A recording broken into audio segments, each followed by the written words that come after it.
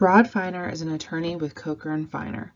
Coker & Finer's address is 1404 South Andrews Avenue, Fort Lauderdale, Florida 33316, and their office phone number is 954-761-3636.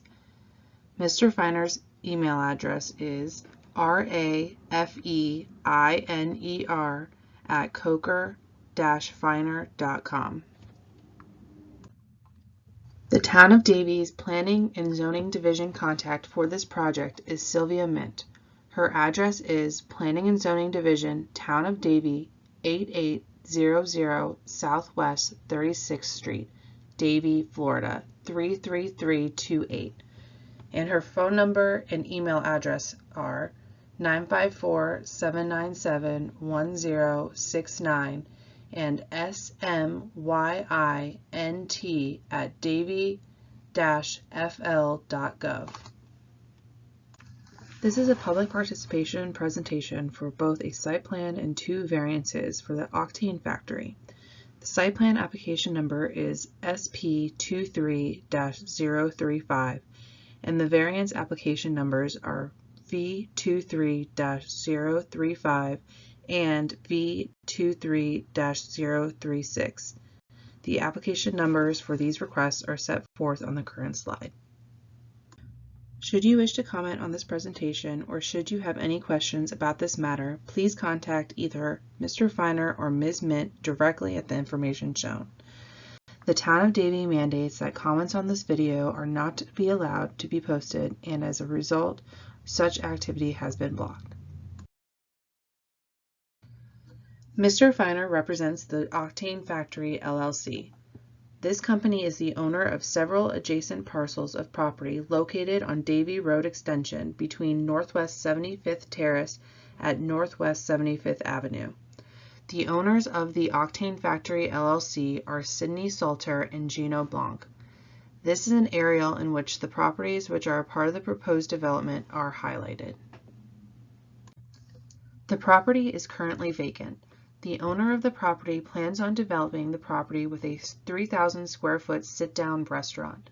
A copy of the proposed elevations which show how the restaurant will look is shown, as is the site plan.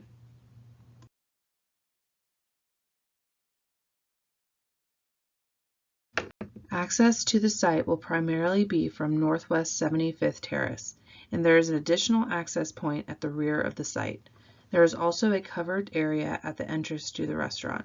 The covered area will have a complimentary valet service for guests on the weekends. Importantly, to be courteous to the neighboring properties, the restaurant does not have any outdoor dining or even a patio. The restaurant will serve an updated fusion of American Caribbean style food. The restaurant will be offering beer, wine, and alcohol to its patrons. A copy of the floor plan for the restaurant is shown.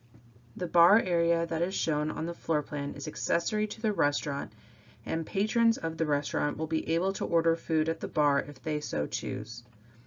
In this manner, the bar functions similar to the bar area of an Outback Steakhouse, Duffy's, or any other restaurant. The concept for the restaurant, besides offering great and unique food, is that the customers will be treated to a mixologist. The restaurant will be offering standard and unique alcohol beverages to go with the food. An example might be a smoky old-fashioned or a passion fruit mojito. These drinks will not be made at the bar, but instead will be made tableside by a trained mixologist. In fact, all mixologists who work in the restaurant are specially trained. The theme is that the customer will be able to learn how these drinks are made, will be involved with making of the drinks, and be able to go outside their comfort zone in ordering a type of drink to go with their dinner. In addition, because many of these drinks offer non-alcoholic mixers, which are not typically found, bitters for example, the restaurant will also be offering recipes for the drinks along with the non-alcoholic mixers for sale to customers should the customer then desire to make the drink they had in the restaurant at home. Please understand that the restaurant will not be offering any alcoholic beverages for consumption off of the premises, and that while liquor sales are an integral part of the restaurant concept, the proposed use is not a bar or club. As seen from the aerial, the property is currently undeveloped. As part of the site plan approval, the owner is also installing drainage structures and elements on the property. These drainage structures and elements will enable the owner to keep all surface water on its property, and no surface water will be discharged from the property to the rights-of-way or onto adjacent property. The owner will also be installing lights and light poles. The lights will be shielded such that they only shine onto the property itself and not onto any adjacent property or the street. A photometric plan is shown. The photometric plan shows how bright the lights will be at ground level. As you can see, the parking lot is well lit for safety purposes, but the lights and lighting do not spill over the property boundary. Lastly, the owner has been requested to make certain improvements to the area which are not located on its property. The owner will be constructing sidewalks along both Northwest 75th Terrace and Northwest 75th Avenue, as well as a connection from the property to the existing sidewalk on Davie Road Extension. The sidewalks being constructed are shown in purple highlighter on the site plan. There are two variances associated with the proposed development and site plan. One variance is derived from the restaurant wanting to sell alcoholic beverages besides beer and wine. A variance from Section 12-603B2 of the Code is being requested to allow a fully enclosed restaurant serving liquor only for consumption on the premises to be 253 feet from a place of public assembly, when the Code requires a 1,200-foot distance separation. The town's code allows a restaurant to serve beer and wine regardless of how close the restaurant is to a place of public assembly. However, the town's code limits the ability of a restaurant to sell alcoholic beverages if the restaurant is closer than 1,200 feet from a place of public assembly. There is a church located across the street from the property. This is an aerial which shows the location of the church in relation to the property. The owner asserts that a variance is appropriate because the intervening street is actually Davie Road Extension. Davie Road Extension is a heavily traveled street and is not the equivalent of a local street. This means that the additional buffering between the restaurant and the place of public assembly exists.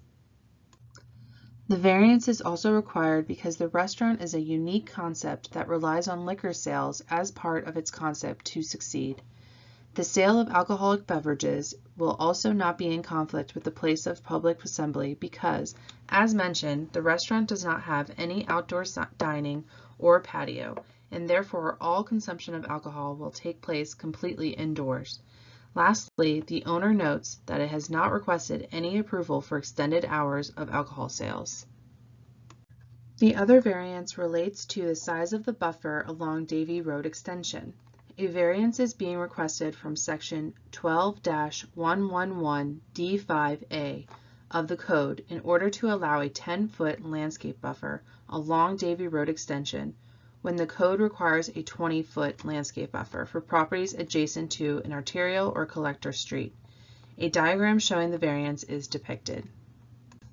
The owner believes that this variance is warranted because a significant area has already been dedicated for a right-of-way outside of the property boundary for the expansion of Davie Road Extension. This area is highlighted in red on the diagram. This means that the buffer sought by the Code practically exists when the buffer being proposed by the applicant is considered. In addition to the buffer existing in reality, the property is also uniquely configured such that the parcel is shaped like a reverse L. This means that several parcels of the property are located outside of the frontage of Davie Road Extension, and the property's frontage on Davie Road Extension is minimal when the size of the overall property is considered. However, the shape of the parcel impacts how development can occur. There is not enough space for a building, and its parking to be located on the portion of the property which is not adjacent to Davie Road Extension. Lastly, the owner attempted to place the building as close as possible to Davie Road Extension, so it would be as far away from any residential uses. The variance achieves this objective. While the variance is being requested, the owner has still fully landscaped the buffer fronting Davie Road Extension. Shown is a landscape plan which shows the full extent of the plantings that will be located in the proposed buffer yard. Thank you for taking the time to watch this presentation. Once again, should you wish to comment on this presentation or should you have any questions about this matter, please either contact Mr. Feiner or Ms. Mint via U.S. mail, phone, or email at the contact information shown. Thank you.